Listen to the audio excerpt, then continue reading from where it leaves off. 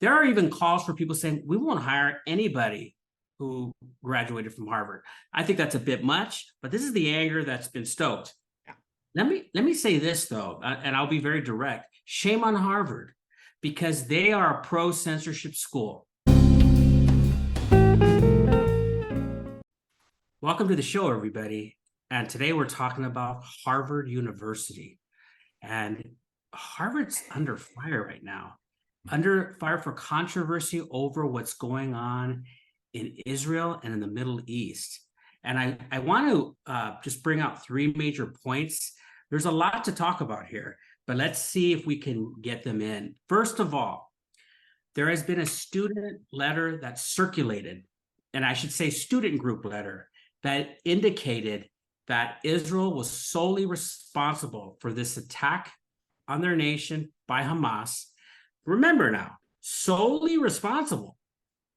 There's no two sides to this. It's Israel's fault for the attack that included the murders of children, elderly, and other civilians, not just soldiers. Okay. And for those of you, who need an update, there was an attack at a concert, it might have been a peace concert, but it was a concert where paragliders came in, led by Hamas, and kidnappings took place. So this letter by Harvard student groups, signed by many students from these different groups, attributed responsibility solely to Israel, under fire for that, to such an extent that some people were calling out Harvard students to what names were on that list so that they could be, I don't want to say never hired again. We want to know the names of these students. So that's one thing. That's part of the uproar. Second part of this is President Colleen Gay's statement didn't come till days later. So you have a lot of alumni. You have the former president of Harvard, among others, very alienated by this. He made a public statement that why did Harvard respond days later? Well, it was a late response. So she's come under fire. And I want to point out, look at the Twitter response, or X is what they call it now. Talk about being ratioed. A lot of people are unhappy with Harvard. Okay. And I want to also point out, last thing, and then I want to give a response of my opinion, and then I get your reaction. There's a very wealthy donor on the board, Kennedy's government school board, School of Government in Harvard, who stepped down. He's so angry. Is called for perhaps the divestment of Harvard, including another wealthy donor, I believe, who stopped donating and is calling for the same thing, Bill Ackman, who has demanded the names to be publicly released. Although there has been a truck that went through Harvard, I think yesterday, the day before, with all the names, pictures of these students who don't want to, now they want to just sort of walk away from it, right? Yeah. I want to say one thing, and I'll let you go. Claudine Gay, the president of Harvard, in her statement said Harvard embraces commitment to free expression, even to views we find objectionable, even outrageous. Wrong, Harvard. No, you do not.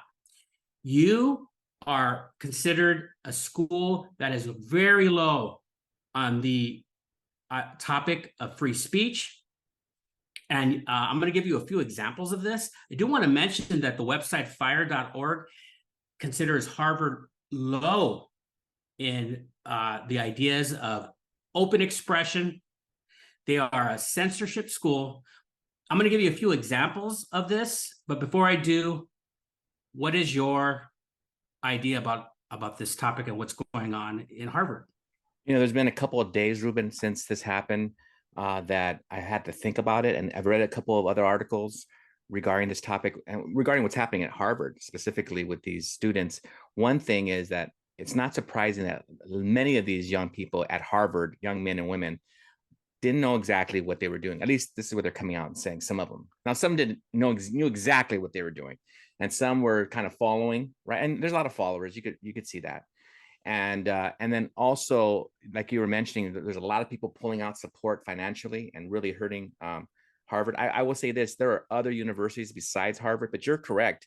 They have a recent history of shutting down free speech on that campus. And so, yes, it's true that Harvard is guilty here, and in my opinion, regarding the reaction, and even the president with her weak, in my opinion, weak, reflection of what happened this week regarding these students. Many clubs on campus.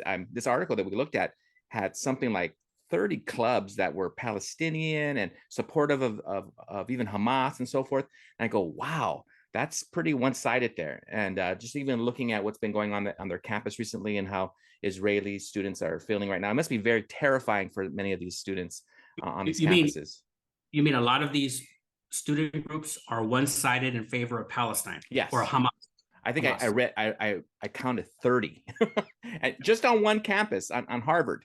And I'm not talking about, also schools like Stanford have been in the news, and other Ivy League schools. These are schools that these parents spent great deals of money saying their kids. And many times the parents aren't supporting what the kids are espousing, or even the professors.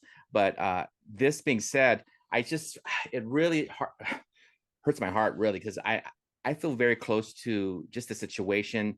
I have friends who I work with who are Jewish and who have family in Israel right now. It's a very scary time, Ruben, as you know, and to see young people who don't really know the history of that conflict. And yes, there's two sides and there's fighting, but at the same time, they don't know the history. And so that just breaks my heart. And you know what? If you're going to speak out, like even you and I, Ruben, if we speak out, there's going to be consequences. We might get emails and so forth. Other people may just not get money. These kids own what you say, yes, and take the consequences for it. All of a sudden, so I want to underscore what I had previously said and what you're talking about right now. There are calls for the students to be open as to who signed their names on this list, how Israel being solely responsible, and some are saying, we want to know the names, so we don't want to hire those on the list. We want to know. There are even calls for people saying, we won't hire anybody who graduated from Harvard. I think that's a bit much, but this is the anger that's been stoked. Yeah.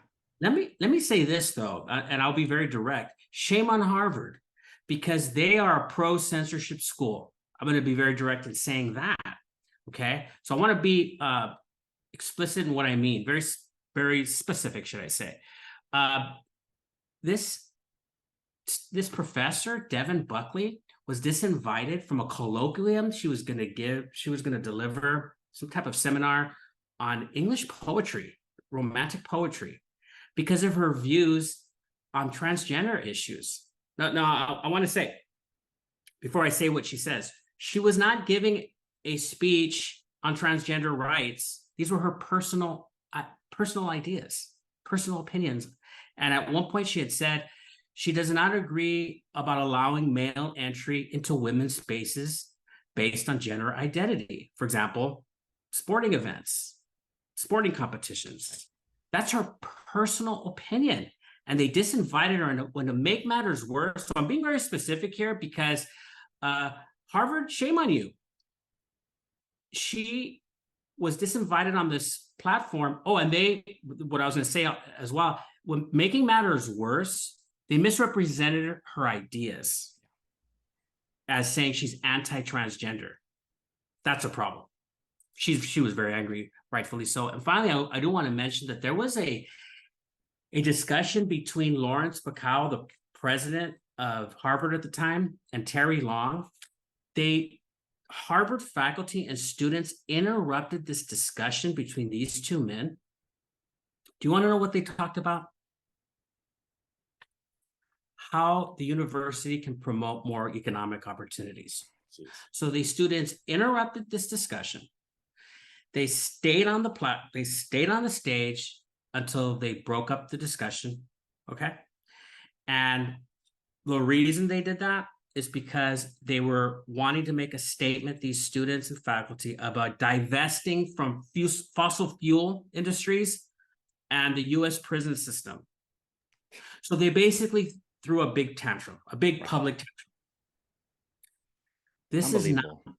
yeah, this is what we're talking about. So going back to Claudine Gay's statement, we embrace here at Harvard a commitment to free expression, even to views we find objectionable and outrageous. No, you do not. And whatever comes to you, Harvard, you deserve. Sorry. Wow. Thanks, Rube. I mean, I'm with you. I'm just like you shared, Ruben. What you say, you have to own. And if they're 18 years old or over, which a lot of these people are, they have to own it. Period. Because that might even be something they can learn from, right? A teaching moment. They say, "Hey, I now know what I can and can't say in public because I have to. I have to own those words." That's what's called being an adult. Period. Don't you feel though that this is an example of perhaps cowardice, or even worse, I don't even believe in what I'm writing or saying. When the heat comes, I'm going to back off because I'm just going with the crowd, which might say something worse about your character. Those are those students who don't want their names out there. Well, you signed it publicly.